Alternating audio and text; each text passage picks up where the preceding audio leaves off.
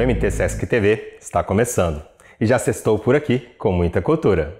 No programa de hoje vamos falar de teatro, cinema, tradição e meio ambiente.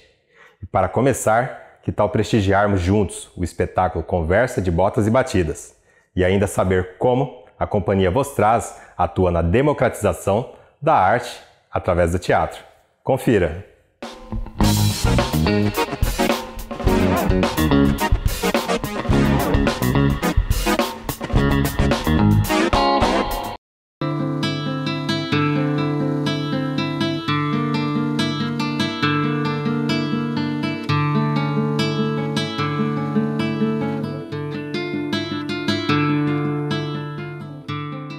A CIA Vos Traz, ela surgiu numa necessidade de fazer um movimento de democratização da arte dentro do município de Várzea Grande. Nós nos reunimos e começamos a experimentar trabalhos na área circense, na área de rua e na cultura popular. Então bebemos essa fonte com essa vontade, essa ânsia de apresentar nos mais diversos espaços. E aí surgiu o espetáculo Circo, Rei de Espadas, Conversas de Botas e Batidas, enfim. Sobe serra, desce serra, quero ver nessa cidade travesseiro de seus filhos, fronha de matar saudade.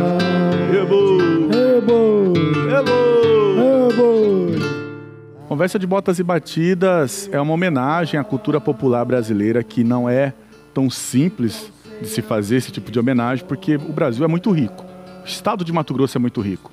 Então nós bebemos na fonte daquilo que faz parte da nossa realidade.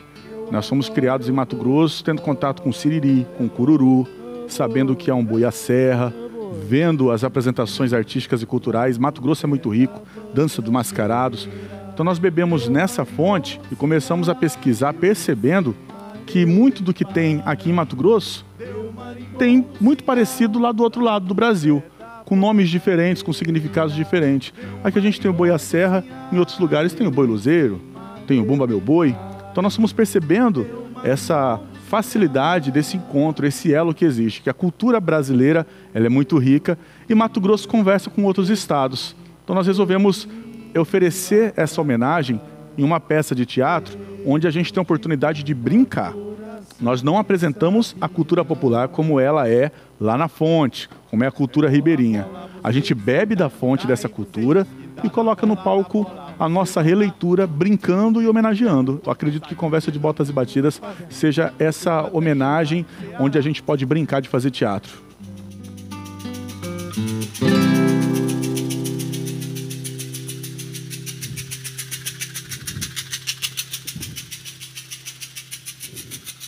Bom dia, boa tarde, boa noite.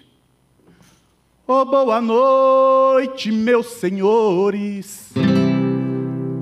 Boa noite, meus senhores. Oh, dá licença para um cavaleiro. Oh, dá licença para os cavaleiros. Boa noite. Conversa de Botas e Batidas começou por uma demanda do Sesc Arsenal aqui em Mato Grosso. Era um projeto chamado Poesias, Versos e Cordas, um projeto de literatura. Nós tivemos um convite de trabalhar um pouco dessa linguagem, então nós mergulhamos no universo da literatura do cordel. Na sequência, começamos a pesquisar sobre a nossa cultura, fizemos uma apresentação que tinha a data marcada. A apresentação foi realizada, Conversa de Botas e Batidas, e após essa apresentação, eu acredito que até o mesmo Sesc Arsenal tem esse objetivo de incentivar as companhias para que elas possam produzir novos trabalhos, dar continuidade, manutenção às suas companhias. Nós entendemos que era um trabalho que precisava ter continuidade. E aí, a partir disso, nós continuamos a trabalhar. Em 2013, tivemos a nossa estreia aqui mesmo no Sesc Arsenal, uma apresentação que foi feita no Jardim, aqui do Sesc. E depois disso tudo veio o currículo maravilhoso que nós pudemos levar as nossas impressões sobre o que é fazer teatro popular pelo país, 10 estados brasileiros, aqui na nossa região, nosso estado de Mato Grosso. Conversa de Botas e Batidas tem uma história muito legal. Os nossos espetáculos, ele tem um caráter autoral, né? Nós criamos tudo em sala de ensaio, fazemos esse laboratório. E nós bebemos na fonte de pesquisa muito da cultura popular, do teatro de rua. Então, assim, nós experimentamos bastante. É um teatro de bastante laboratório, bastante experimental. E não temos medo de ousar. Nós levamos aquilo que nós entendemos e julgamos ser necessário para a cena. Essa peça ela tem muita influência de música, principalmente da música matogrossense. Nós utilizamos muito o siriri, o cururu, inclusive os elementos musicais, os instrumentos musicais que nós utilizamos em cena são basicamente do siriri e do cururu, né? Nós temos o mocho sendo tocado, em alguns momentos a gente coloca a viola de coxo, nós temos, já tivemos ganzá dentro da peça, e então a gente busca essas referências, né? A gente sempre busca a referência da música popular mesmo. É claro que quando eu pego o violão para poder tocar, por exemplo, para fazer a base, para que todos nós cantemos juntos, eu penso também em outros elementos que dialogam com a música local, né? Com a música regional. Por exemplo, eu trago um pouquinho do baião para o violão, que se misturam com um toque do mocho. E então isso vai se misturando, não é uma coisa que ela não é... nós não temos aqui um gênero específico, esse aqui é o gênero tal. Na verdade, nós fazemos uma mistura de vários elementos de vários locais, né, de várias musicalidades de várias regiões do Brasil para compor essa musicalidade. Pede agora licença aos grandes mestres da cultura popular brasileira, espalhados por esse imenso país de nome Brasil. Mas não é à toa 50 anos de cultura popular no Brasil. A gente tinha uma necessidade de colocar músicas em cena, se elas fossem necessárias, de colocar elementos de cena se também fizessem necessários.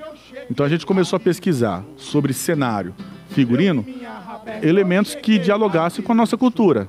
Então, tudo que a gente foi fazendo aqui, por exemplo, as fitas, que tem muito a ver com festa junina, festa de São João, que tem a ver também os santos que nós colocamos aqui, que representam, junto com essas fitas que estão aqui segurando o nosso cenário, podem ser representados também, por exemplo, com os mastros das festas tradicionais de santo. Então a gente tem o santo no alto e esses mastros que são levantados e assim por diante. A gente teve esse cuidado de aproveitar elementos que são da nossa cultura, mas colocá-los na cena só se eles tivessem realmente necessidade, se contribuíssem.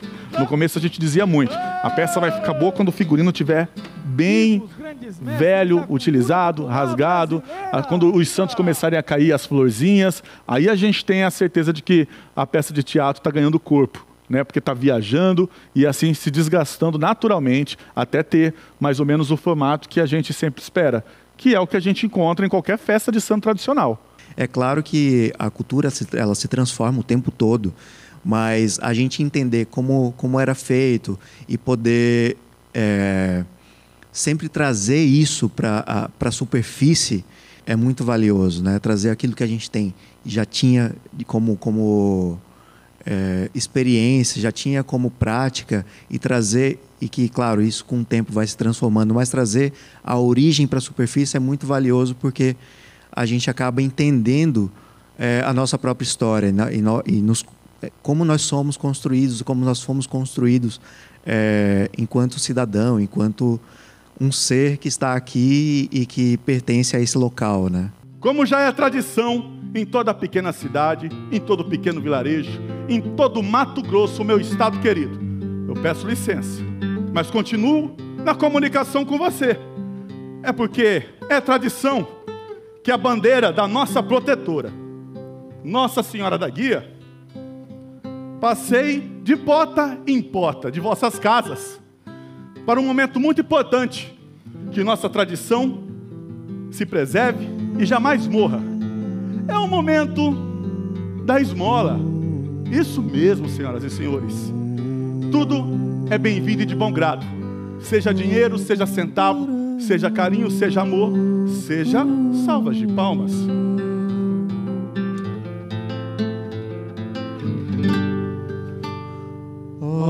salve o oratório, ó Deus salve o oratório, onde Deus fez a morar.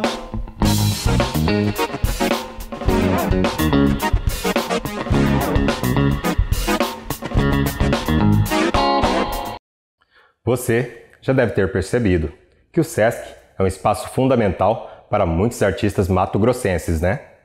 Através de projetos que incentivam e promovem a difusão do fazer artístico, servimos de palco para inúmeras pessoas que acreditam na potência cultural de obras produzidas aqui, seja na música, na literatura, na dança, no teatro, no cinema e nas artes visuais. Estamos sempre prontos para proporcionar espaço de fomento a fim de atender ao nosso público e levar mais qualidade de vida para as pessoas. Vamos agora para um rápido intervalo comercial, mas não saia daí, que no próximo bloco o assunto é cinema.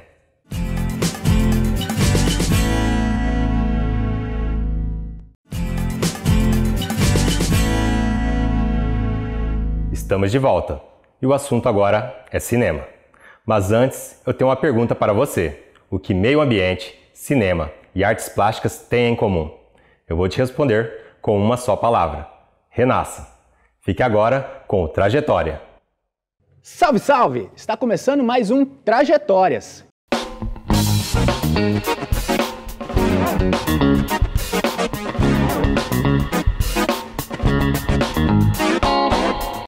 E hoje eu recebo dois artistas das imagens. Um trabalha com imagens em movimento e também nas fotos. O outro trabalha com imagem nas telas, muros e murais. Eles se encontraram num cenário de devastação, de tragédia, mas que a partir dali criaram uma obra superpotente chamada Renasça. Eu converso hoje com Taiguara Luciano e Adriano Figueiredo. Sejam bem-vindos. Obrigado. Bom, esse trabalho surgiu no Pantanal, né, após os grandes incêndios que afetaram aquela região no ano de 2020. Eu queria saber de vocês o que motivou vocês irem até lá, depois de tudo que aconteceu, né, daqueles incêndios, ainda estava rolando, né, os incêndios. O que motivou cada um de vocês a ir até o Pantanal se deparar com esse cenário? Começando com o Adriano.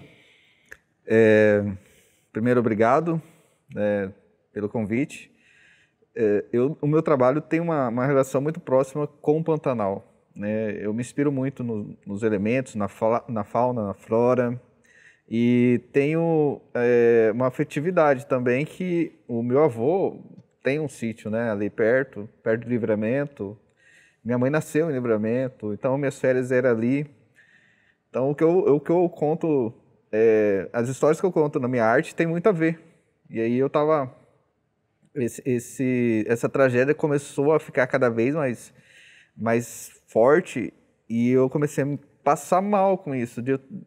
Eu me sentia muito incomodado de estar em casa pintando lá o Pantanal colorido, bonito e ganhando dinheiro com isso, e o Pantanal pegando fogo, né? A minha maior fonte de inspiração sendo destruída. E cada vez mais eu comecei a me sentir muito mal e eu precisava fazer alguma coisa, né? E aí eu busquei primeiro mostrar esse meu descontentamento na internet, né? Eu comecei a queimar mesmo minhas obras. E aí eu vi que as pessoas estavam com dó mais das obras que eu estava queimando do que do próprio Pantanal, né? E aí eu tinha que fazer mais, eu tinha que fazer alguma coisa, né?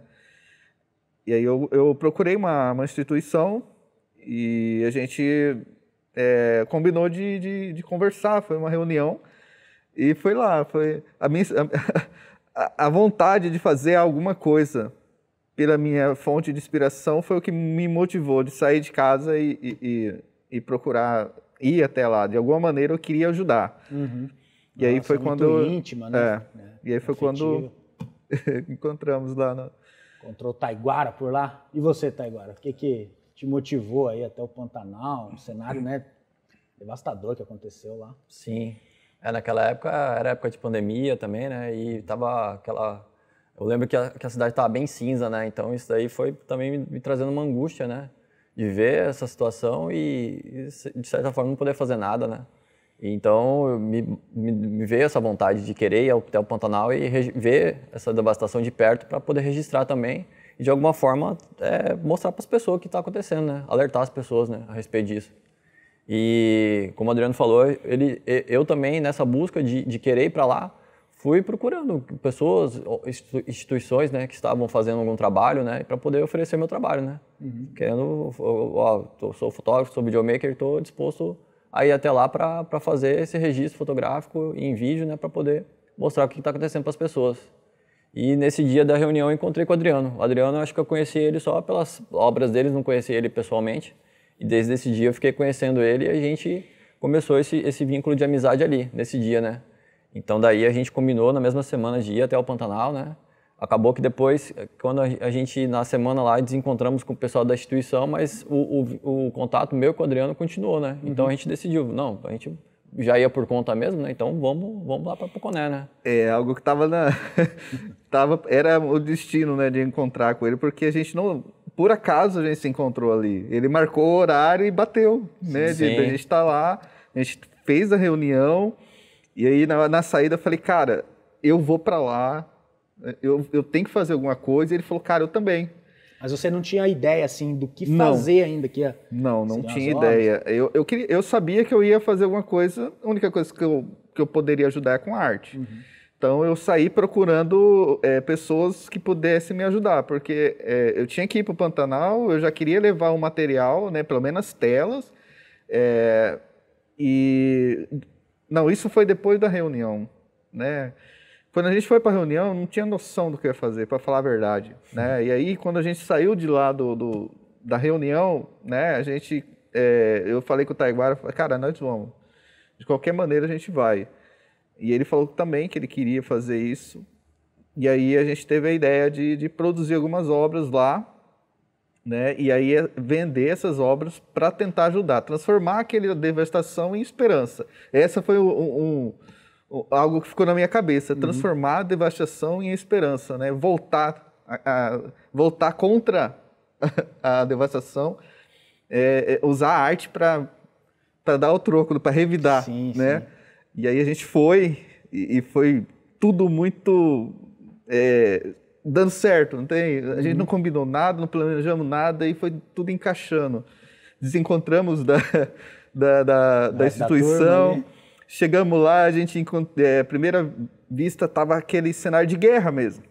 Barracas, todo mundo correndo, aí bicho chegando, né, muita gente, e a gente ali, perdido, o que a gente vai fazer, né? Aí eu conversei era um bombeiro, e ele estava meio assim, porque estava muita gente, eu entendo, ele estava meio assim, estava chegando um monte de gente, né, e está, de certa forma, começando a virar um tumulto, né?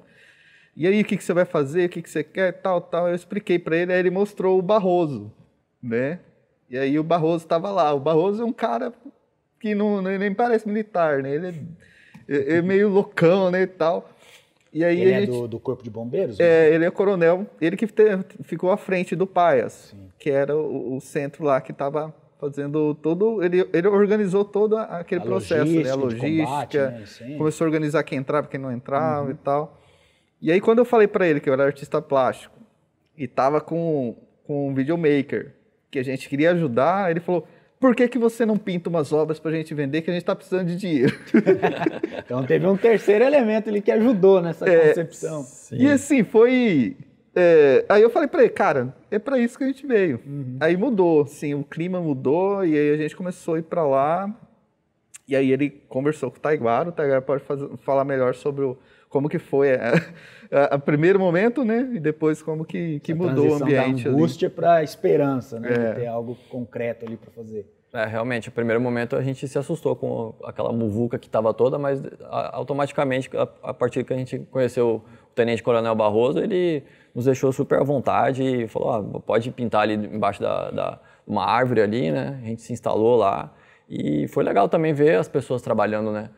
Tinha muitos voluntários, né, chegando, né, pessoas trazendo alimentos, né, cortando os alimentos lá e era interessante, a gente via os animais vindo até os lugares ali para pegar os alimentos ali perto, que eles estavam realmente com fome, né, então o medo deles, meio que o instinto deixou de lado e eles estavam ali presente no lugar ali, então Eu lembro que eu fiz bastante imagens ali, né, dos passarinhos, deixava o GoPro assim num lugar onde eles estavam comendo, eles vinham perto, os macacos, os catetos ali, tudo muito perto.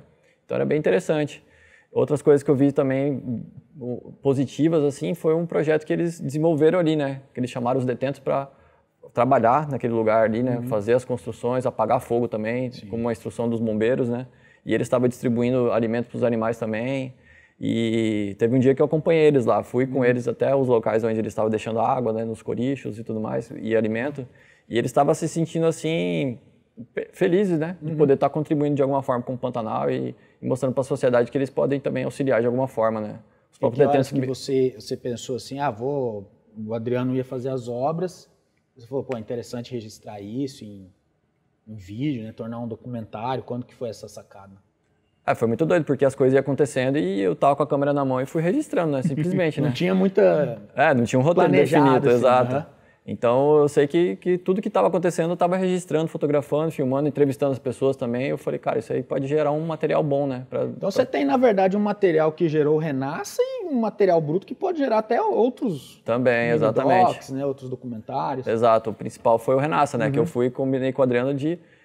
Quando não deu certo de fazer o trabalho com a ONG, né, automaticamente eu falei, cara, eu vou contar a história desse cara aqui, do Adriano, né? Vamos ver o que ele vai fazer lá e eu vou estar na cola dele e vou registrar tudo que aconteceu. Eu não sabia o que ia fazer lá. Mas assim, cara, quando a gente estava lá, eu confesso que eu cheguei, eu ficava o tempo todo com nó na garganta. Porque pra mim, que é muito próximo pra mim, né? O tempo todo com nó na garganta, minha esposa também. Tem que falar muito da Tati, porque a Tati era nosso trio. Ela que fazia tudo. Produção ali, né? Ela que organizava, ela que levantou o material. Ela fazia todo o suporte pra gente, ela pintava junto, ela ia pra dentro do mato. Então a Tati era muito importante, era um trio, né? Sim. Mas dentro desse cenário que a gente estava, de devastação, e com aquela vontade de chorar o tempo todo, toda vez que chegava um bicho, que a gente ouvia notícias, a gente via as pessoas, cara, se unindo para fazer alguma coisa, para fazer o bem. Ali, gente que saiu de longe, cara, de outro lugar do estado, tinha gente de fora para ajudar, cara, se doando, né, sem vaidade, tava ali para ajudar mesmo, né? Sentado no chão, mostrando. Cara, isso aí era um contraponto que deixava a gente falar, cara, não, a gente tem esperança ainda, né? Tem muita gente boa que a gente pode contar nessas horas difíceis, né? E esse foi o nosso combustível para conseguir continuar, cara. Porque a hora que eu cheguei nesse cenário aí, e eu vi todos aqueles... tudo devastado, e um monte de bicho... os esqueletos queimados, cara, foi horrível. Nós chegamos aí para coletar, né? A ideia era coletar, eu até trouxe aqui, ó, que tem a cinza, a terra e o carvão. Foi isso que a gente foi coletar lá. E aí a gente não tinha ideia do que ia fazer, né? E aí eu vi aquele cenário lá. Na hora que eu estava saindo, o chão estava preto, com as cinzas.